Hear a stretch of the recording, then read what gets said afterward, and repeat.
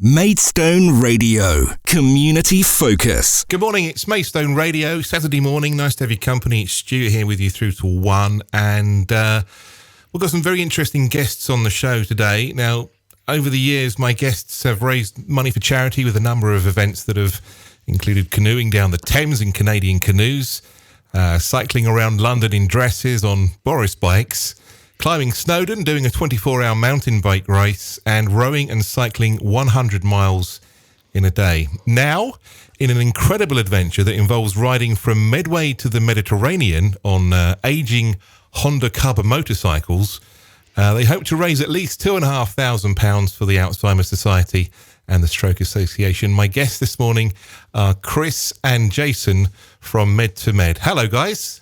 Hi. Hello, sir. Hello, everyone. Very formal. Thank you for calling me sir. Thank you very much for joining me. It says on your website, and I love this, it's the first few lines are, it started with a beer.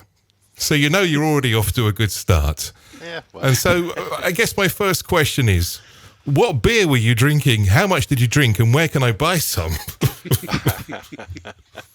Are we allowed to Stella. name the brand? No, we'll remain neutral on that. So, yeah, tell us a little bit more about the Med to Med project. Well, it all came about really from both Chris and I's interest in bikes, and I'm 56 now, and I only passed my motorbike test 2 years ago. And Chris has been a biker for a long time. And hasn't got a bike at the moment, and I sort of was trying to encourage him to get a bike, and then Chris has always had this idea of, well, Chris, do you want to take over from there in terms of the original idea? Well, I mean, fundamentally, I think we were around can 3, and I think I'd always had a hankering for sort of thundering down to the south of France, literally jump off the bike, jump in the sea and ride home, with occasional stops and whatnot. But so we kind of agreed that we would do something like that. And then it kind of developed into doing something for charity, and then it seemed like just asking people to put some money in their pocket because we wanted to ride a motorbike to the south of France seemed a little bit hokey. So we somehow came up with the ridiculous idea of riding a C90. Right. Can 6 or 7, I think, wasn't it? Yeah, about 6 or 7. It's okay. So at can 3 you came up with the idea, and by can 6 it was starting to flesh itself out a little bit more. Yes, that's right. And it sounded eminently sensible at the time. Oh, it was the best idea I'd had that evening. Yes. I mean, it's quite it's quite an arduous task. I mean, I ride a motorbike. I'm lucky enough to have quite a large motorbike because I'm a big guy, and I think even if I wasn't a big guy, if I was doing a trip of that distance, I'd have a larger bike. But you chose the Honda Cub, presumably to add a little bit more of a challenge to the challenge. Yeah, exactly. Yeah, I think you naturally, we've always. You can't... Sorry. Yeah, we've always done daft things, and it was kind of daft, but the C90 angle, really put a capital D on the daft. And I think people look back at C90s. That most people that we talk to, my granddad had a C90, and blah blah blah. They're one of the most prolific bikes that's ever been produced. Yeah. But, it's a 6 horsepower 90cc bike. We'll be absolutely lucky if we can get to 40 mile an hour. We're two larger gentlemen, if you like, Right. plus camping gear. I mean, I think that we'd be lucky if we, do it in a week, is my honest opinion. So it's more than just a jolly, it's going to be, hours in the saddle. And yeah, and that C90 is an angle that hopefully maybe people will look at it and think, there's more to it than us just having a lark on bikes. It's a little bit of interest and a bit of foolishness. No, absolutely. If anyone doesn't know the C90, they're basically like little put bikes. There's 100 million of them have been made around the world, and they're hugely popular in Asia. And people used to use them for delivering pizzas and all sorts. Mm-hmm. And they've been around for a good, 60 years? 50s, since the 50s. Late 50s, something like that, they first came out. And they're not a large, comfortable bike, so I can see the attraction on you for using one to drive down to the Mediterranean. Have you thought about how you're going to fit all your gear on the bike and the logistics of it? I mean, are you going to have a support vehicle, or is it just you two and a hope and a dream? Just us. I think the original concept was a Tesco bag, a pair of pants, and a toothbrush. It's evolved a bit more than that now to tents and other things, but that's part of. I think that's part of the story, and that's why we've developed this quite early, and we've only just got the Just Giving page has just gone up, because we want to take people along. We want to bring people along for the journey, so to speak. We haven't been able to go out and test for obvious reasons because we're not allowed. Yeah. We need to find out what sort of mileage we get from the bikes. We need to find out exactly as you asked, how are we going to get all the gear on the bikes, and how will they perform, and how do we think we're going to perform? We've sort of got in our heads 125 miles a day. Maybe on a hard push 200 miles a day. That's really going to be pushing it, but. So there's a lot to do between now and when we go in late August. And these bikes are 35 years old, the bikes we've got. So, we need to make sure that they're up to scratch, we're up to scratch, and we know what we're doing. So you've got the bikes already? They're bought and organised? And we bought those probably about a month ago. Right. I think there's only about 2 years between the two bikes. I think they're 35 years old and 37 years old. Mid 80s. So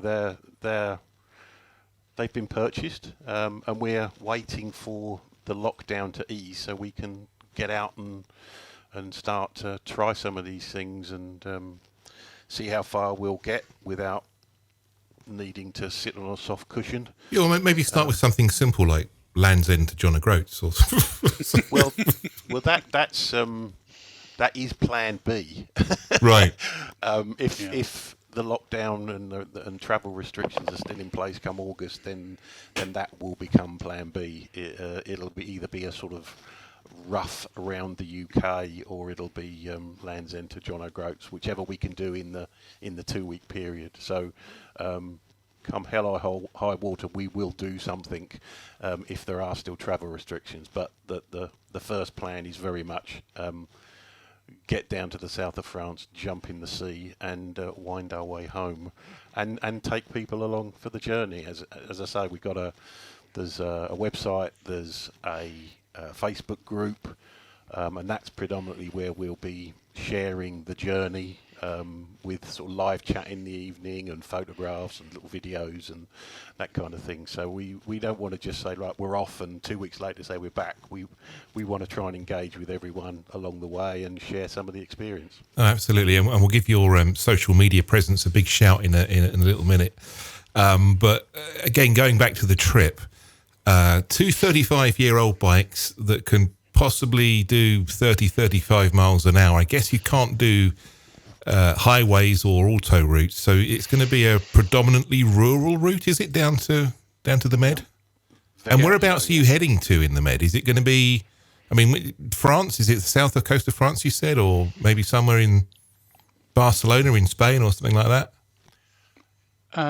Well, we're kind of keeping it a little bit loose, but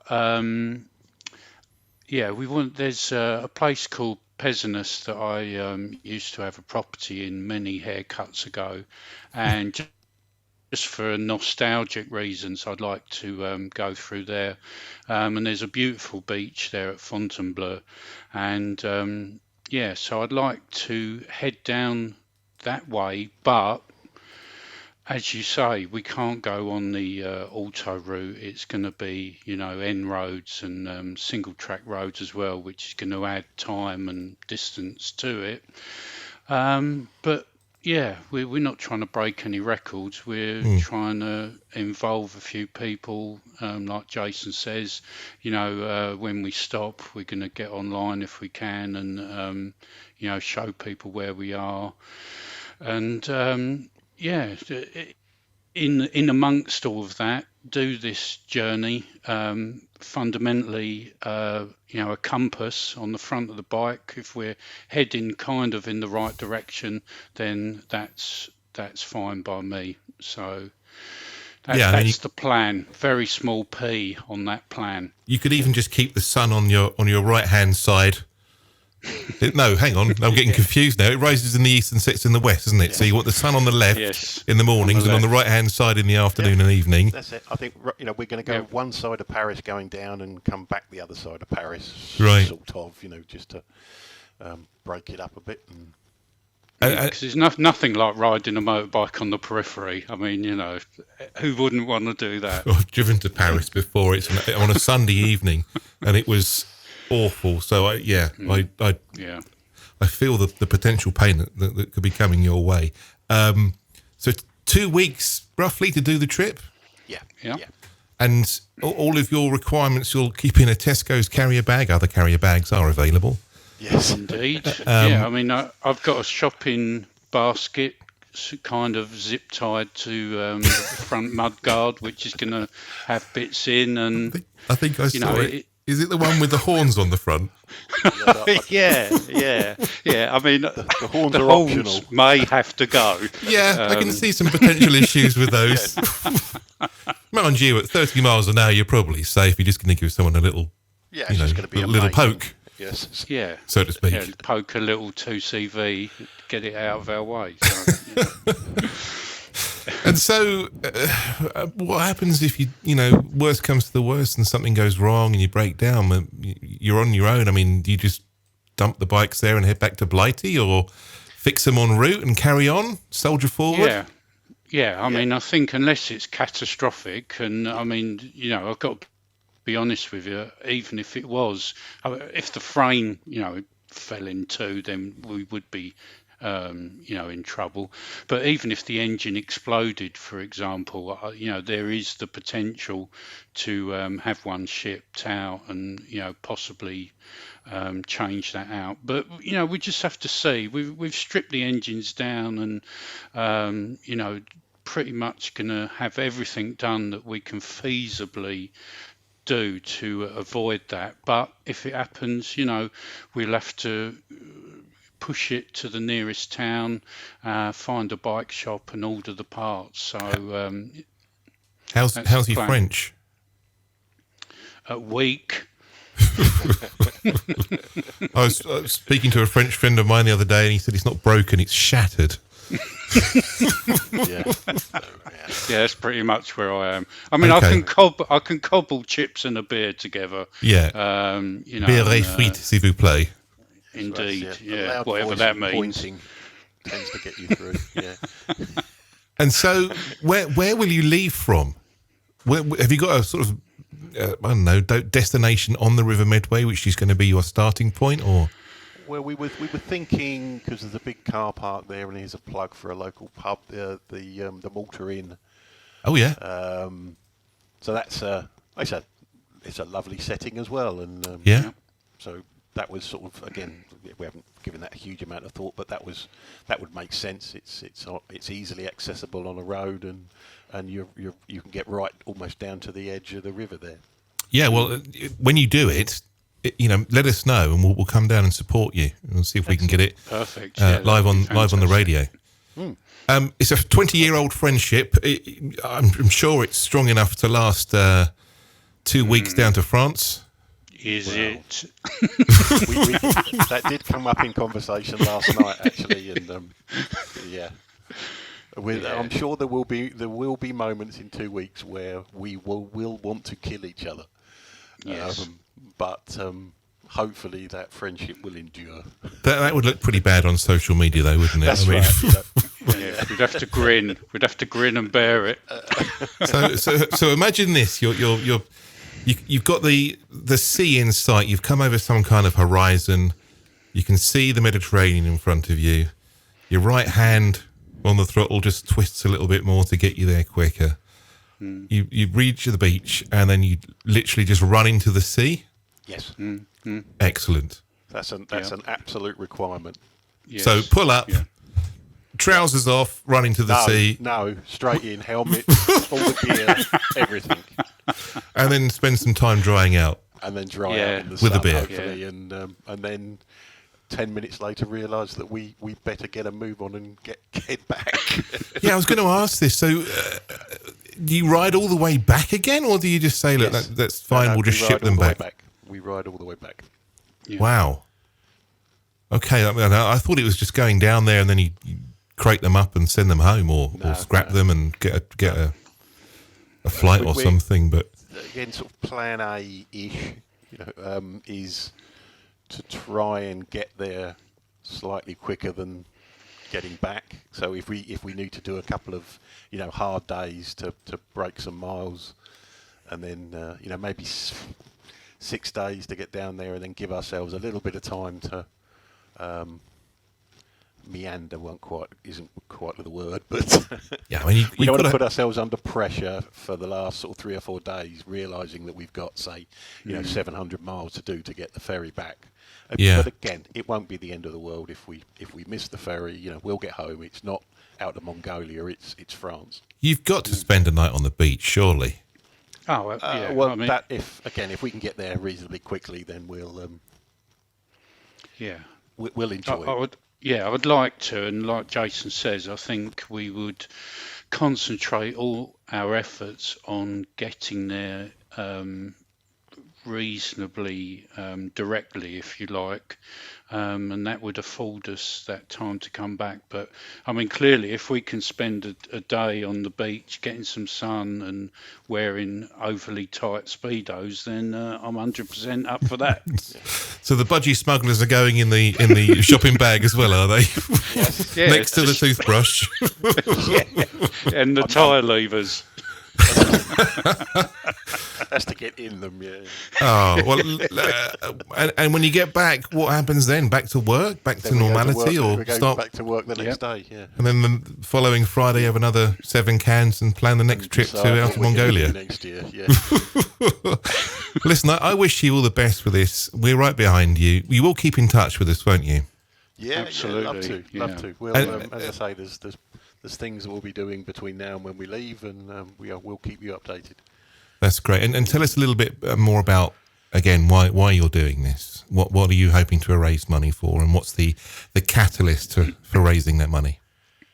Well, as we said earlier, it started with just a trip and sort of evolved into this when both of us had a sort of family tragedies late last year and early this. My father had suffered from Alzheimer's for over 10 years and was in a local care home, and sadly, despite their massive efforts to keep COVID out of the care home, and if I may, I'd like to give the Vale a little plug here. Of course. They were absolutely magnificent and have been and continue to be throughout this pandemic in caring for the people in the home. But unfortunately, COVID got in there, and my dad was one of a number who sadly succumbed to COVID, and he passed away on the 11th of January. I'm sorry.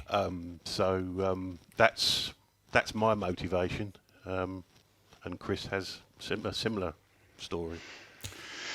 Yeah, my mother-in-law had literally come back from a holiday in the Isle of Wight with her other daughter, my wife's sister, and my wife spent the whole day with her gardening. It was an unseasonably warm day, and that evening she said that her finger was tingling and they'd put it down to a nettle sting, absolutely nothing, and an hour or so later she wasn't answering her phone and she'd had a massive stroke. And obviously because of COVID, no one could go in and visit, and it was a catastrophic stroke. So sadly, after a week or so, she passed away. So I'm sorry, it's obviously difficult to talk about, but the target is to raise £2,500, and I'm positive that you can do that. I'm sure you can. We've got there's already about 600 and odd has been raised. We'd like to think we don't want to say we're going to raise £10,000 but we'd like to think we'll beat 2,500. If we don't, that's fine. It's we've got the support of both the charities. Two Rebeccas. There's a Rebecca from both the charities, and they've been extremely helpful. So we've got both these charitable organisations right behind us, helping us. So that's fantastic, and that's really why we sought your help to get a bit of airtime and to promote what we're doing, and the website, and where all the information can be found about what we're doing. We're doing a few silly videos, and there's a podcast there, and a few other things, and there'll be more silliness along the way, so to speak. Yeah, I was listening to your playlist today. Actually, I was quite jealous. I think I'll have to have a word with our programmer. There's some great music on there. D Train and Mott the Hoople and Tom Brown, and some really good stuff on there. Chris, Jason, thank you very much for joining me. You can find out more about this crazy project, this crazy task ahead of Chris and Jason at med2med.co.uk. Med2med.co.uk. They're also all over social media. Just look for Med2Med. That's MED, the number 2, and MED. In some cases, it's Med2Med 2021, which makes me wonder whether there'll be a 2022 version. You never know. We survive. Yeah.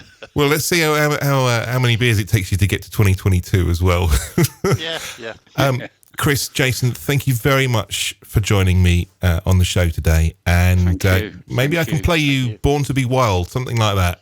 Oh, perfect. All right, we'll do that now. If you look out on the website, there will be our tribute to that very song, Born to be Mild. It's in production at the moment. A friend of ours is a great guitarist from a band called Collateral, who are local to the area.